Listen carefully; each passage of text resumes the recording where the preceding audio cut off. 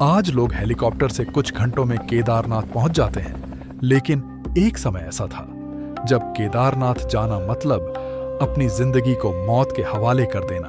ना सड़कें थीं, ना होटल, ना मोबाइल नेटवर्क, ना डॉक्टर, ना ऑक्सीजन, सिर्फ ऊंचे ऊंचे पहाड़, गरजती मंदाकिनी, बर्फ से ढके रास्ते और महादेव पर अटूट विश्वास।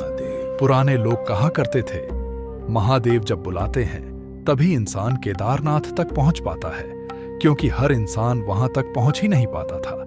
कई लोग रास्ते में बीमार पड़ जाते, कई वापस लौट जाते और कुछ लोग वापस कभी लौट ही नहीं पाते थे।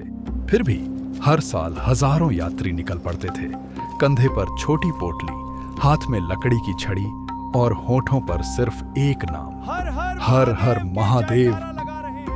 ऋषिकेश से शुरू होती थी असली यात्रा। साल 1951 की एक ठंडी सुबह देश के अलग अलग हिस्सों से आए यात्री ऋषिकेश पहुंचते थे। वही ऋषिकेश जिसे हिमालयी यात्रा का आखिरी बड़ा पड़ाव माना जाता था। उस समय ना ऑनलाइन बुकिंग होती थी, ना कोई यात्रा पैकेज। लोग सिर्फ विश्वास लेकर निकलते थे। ऋषिकेश से आगे पुरानी बसें चला करती थीं, धीमी, हिलती हुई और खतरनाक पहाड़ी मोड़ों से गुजरती हुई। बस के एक तरफ विशाल पहाड़ और दूसरी तरफ सैकड़ों फीट गहरी खाई। कई यात्रियों ने पहली बार इतने बड़े पहाड़ देखे होते थे। डर भी लगता था, लेकिन अंदर कहीं एक अलग उत्साह भी होता था। हर मोड़ पर लोग हर हर महादेव बोलते, ताकि डर थोड़ा कम हो जाए। देवप्रयाग पहुंचते ही सड़क खत्म हो जाती थी। इसके आगे सिर्फ पहाड़ थे, संकीर्ण पगडंडियां, पत्थरों से भरे रास्ते, गरजती नदियां और कई दिनों का पैदल सफर। यात्री माथे पर गमछा बांधते, छड़ी संभालते और महादेव का नाम लेकर आगे बढ़ जाते। दिन भर चलना, फिर कहीं पत्थर पर बैठकर आराम करना, फिर दोबारा चल पड़ना। भूख लगती तो सूखी रोटी खाकर पानी पी लेते थे। उस समय यात्रा सुविधा नहीं, सहन शक्ति मांगती थी। और सबसे बड़ी बात, उस सफर में कोई जल्दी नहीं होती थी। लोग मंदिर तक पहुंचने से ज्यादा उस यात्रा को महसूस करते थे। 2 से 3 दिन लगातार चलने के बाद यात्री छोटी छोटी चट्टियों तक पहुंचते थे। ये चट्टियां ही उस समय यात्रियों का होटल, ढाबा और घर हुआ करती थीं।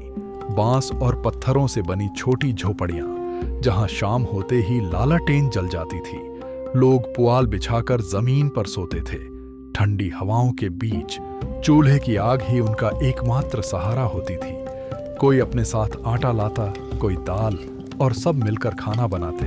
वहां कोई अमीर गरीब नहीं होता था, सब सिर्फ यात्री होते थे।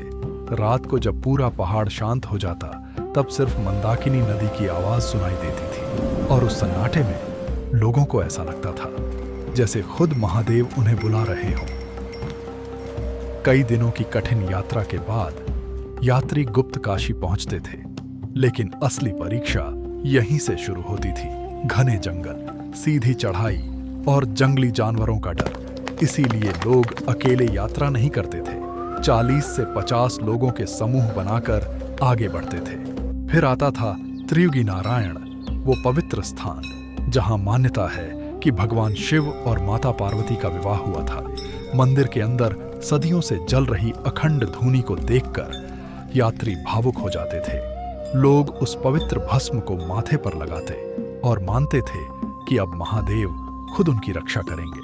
थके हुए शरीर में फिर से एक नई ताकत आ जाती थी। हर महादेव, हर हर महादेव, हर हर महादेव। मौत के किनारे चलती यात्रा।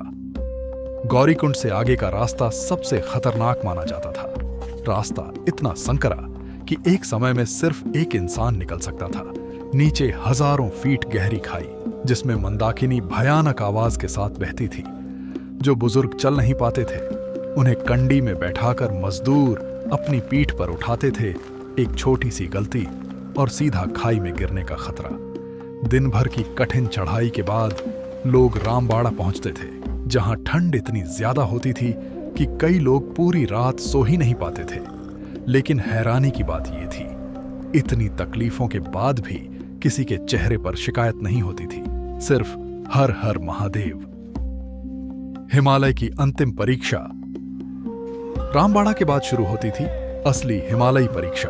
ना सीढ़ियां, ना पक्के रास्ते, सिर्फ बर्फ, पत्थर और फिसलन भरे ग्लेशियर। लोग ऊनी कंबलों में खुद को लपेटते और हाथ में लोहे की नोक वाली छड़ी लेकर धीरे धीरे आगे बढ़ते थे। ऊंचाई बढ़ने के साथ सांस लेना मुश्किल होने लगता था। उस समय ना मेडिकल कैंप थे, ना ऑक्सीजन सिलेंडर। कई लोग रास्ते में ही दम तोड़ देते थे। लेकिन यात्रा फिर भी नहीं रुकती थी। हर तरफ सिर्फ एक ही आवाज गूंजती थी, हर हर महादेव। और फिर 12 से 15 दिनों की तपस्या के बाद जब पहली बार केदारनाथ मंदिर दिखाई देता था तो कई लोगों की आंखों से आंसू निकल आते थे। चारों तरफ सफेद बर्फ, भयानक सन्नाटा और बीच में खड़ा प्राचीन केदारनाथ मंदिर। ना भीड़, ना शोर, सिर्फ शिव। जब लोग बाबा केदार के गर्भगृह में पहुंचते थे तो शिवलिंग से लिपट कर रो पड़ते थे, क्योंकि वो यात्रा सिर्फ पहाड़ चढ़ने की नहीं थी। वो विश्वास, सहन शक्ति और आत्मा की परीक्षा थी। लेकिन आज वही केदारनाथ यात्रा पूरी तरह बदल चुकी है।